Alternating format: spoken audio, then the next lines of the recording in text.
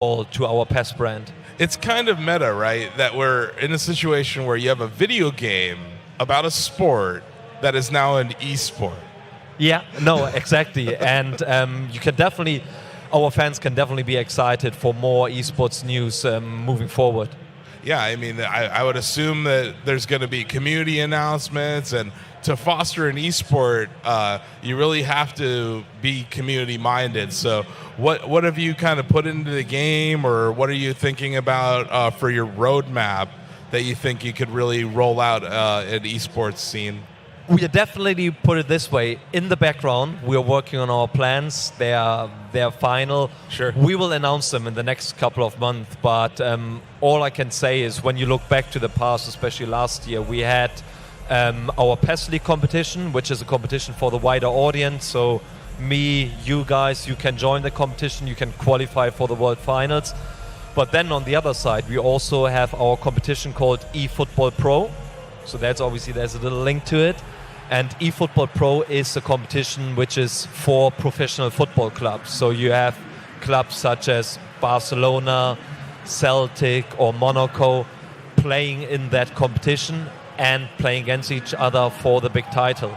So that's those two competitions are obviously just the start of very exciting esports projects. You know, another sports game that I think you probably could look to for inspiration, or maybe for what they're doing wrong, is NBA 2K League. Have you thought about deeper partnerships with different leagues or teams like you had mentioned?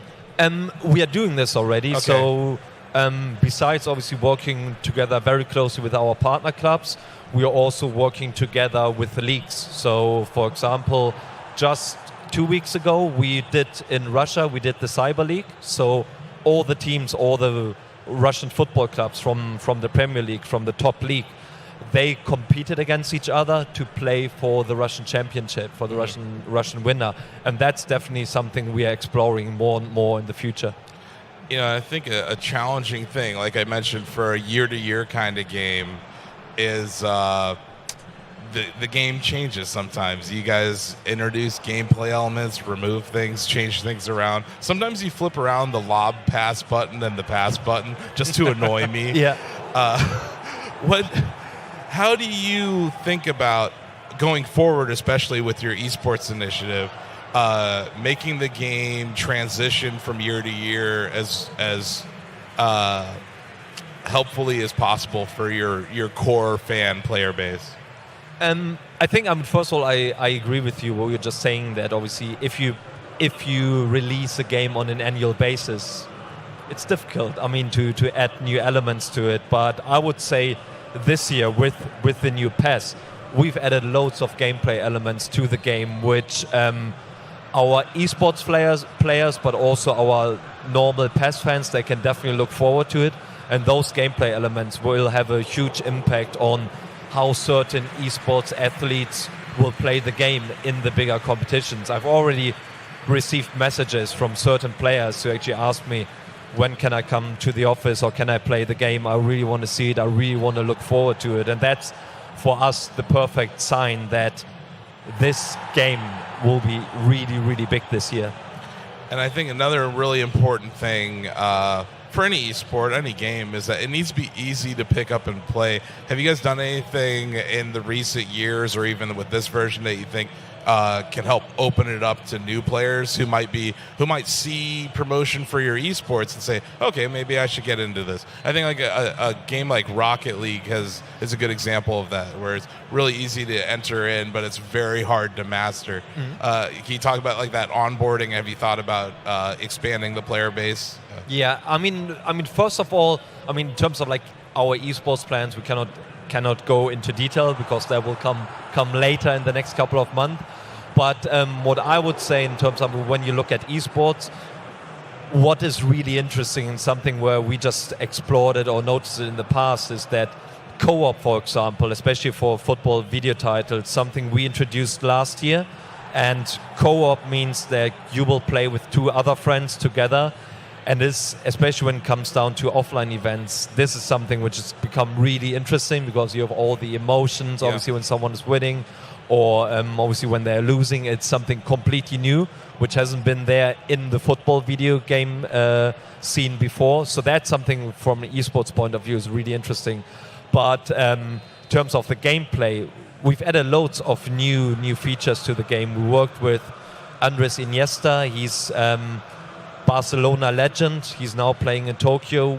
Our development team worked with him very, very closely to bring our gameplay forward. He shared all his feedback, all his football knowledge with our development team to tweak the gameplay here and there. We've included a new dribbling feature, which is called Finesse Dribble, and it's named after him because he's very well known for his dribbling skills, and that's what we added to the game.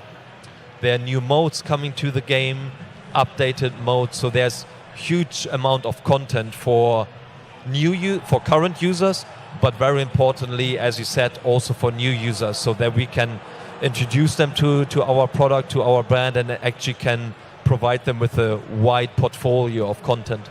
Yeah, I'm interested in hearing a bit more about the decision to rebrand, because I imagine for such a legendary known franchise as PES, that had to be kind of a difficult decision, thinking about how do we get the word out to players, our partners. Could you tell me more about what went into that decision and how you've, besides being here with Shack News, of course, how you've been spreading the word? First of all, that's been, as I said earlier, that obviously esports had a huge impact for us. We are present in the world of esports for the last, obviously, I would say 10 years. We started small. We had those little tournaments in hotels somewhere. And for the last 2-3 years, we went actually bigger, where we worked with our partner clubs. We hosted events at Barcelona, at Arsenal in their stadiums. And that's definitely the right direction where we want to work. We want to get bigger, work with all our partner clubs. And therefore, for us, esports is very important. And with this repositioning, with the change of the name, it is some sort of statement we want to make.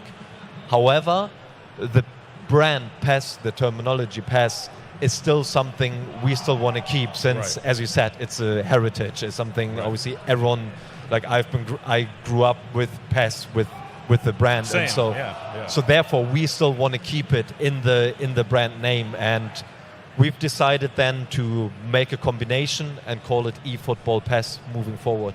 That works. I imagine it was kind of the right time too, because coming up on another 10-year marker, PES 2020, that's a big deal for any sports franchise.